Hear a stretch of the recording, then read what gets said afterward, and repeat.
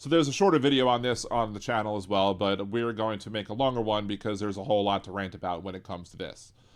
That is the fact that in Donald Trump's attempt to end wokeness and fight DEI, even though they can't name what DEI actually stands for, they misrepresent what it means, and they think DEI hire is basically a term for a black person got hired, right? So they're trying to fight these so-called DEI initiatives, and in doing so, again, took a blanket approach to wiping out all things DEI, not making exceptions for anything. And it was announced that the Air Force was removing coursework and training materials based that included videos of the Tuskegee Airmen, people who are heroes to our country. They went overseas and fought for us, despite the fact that knowing that when they would come back from serving overseas, guess what? They'd have to still drink from different water fountains, use separate toilets, sit in the back of the bus, or what have you. So ignoring these people is absurd. And it's clearly racism. Now, it was first brought up by the Democratic representative who represents Alabama, that includes Tuskegee in her district. Then the Republican senator from Alabama spoke up, called it supposedly malicious compliance. Yeah, it's not malicious compliance. Y'all got caught with your hands in the cookie jar. Y'all got caught with your blanket, lazy actions, and people complained, and now you're trying to crawfish. You're trying to back up. You're trying to basically not take responsibility for your actions whatsoever. Because to them, DEI hire means it was somebody who was hired because they were black or because they were a minority or part of some marginalized or oppressed culture or group. That's all DEI hire means to them. Because, look, Supreme Court, for example, they call Ketanji Brown Jackson a DEI hire because she's the first black woman. But I guarantee you, they didn't call Amy Coney Barrett a so-called DEI hire when she was hired specifically because of the fact that she's a woman to replace Ruth Bader Ginsburg.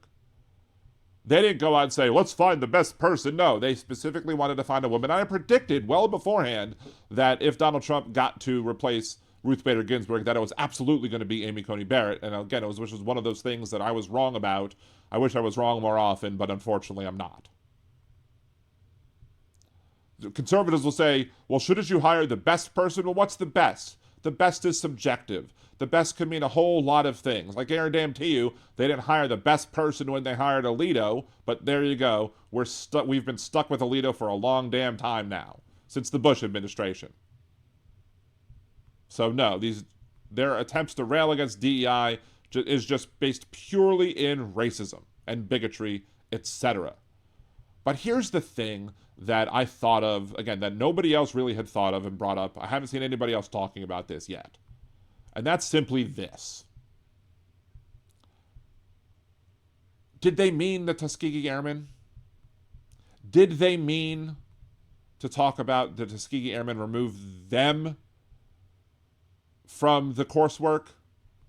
Because we know how conservatives, Republicans, MAGA folk act. Ron DeSantis, when trying to change how slavery is taught in his state, mentioned that we should be teaching not negatives about history, but the positives about our history.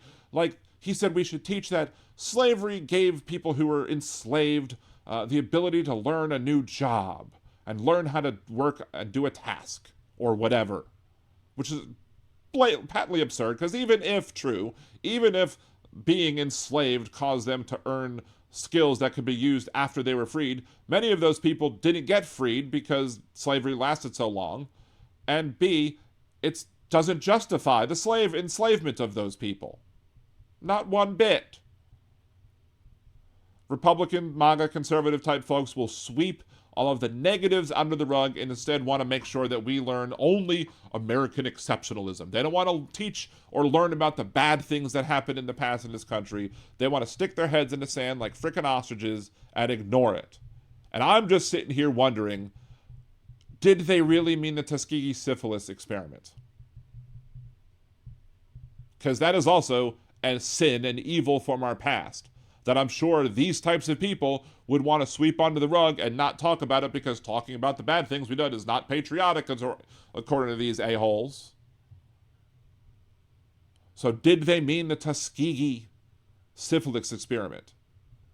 I mean, if they did and then said put the Tuskegee Airmen, that's just sheer examples of stupidity. They couldn't even get that right. They couldn't even get that right. But if it's not the case, it's still racist. So it's still terrible. It's still deplorable. It's still horrible actions on the part of the Trump administration. Now, again, they got caught with their hand in the cookie jar, and they are rolling back that change.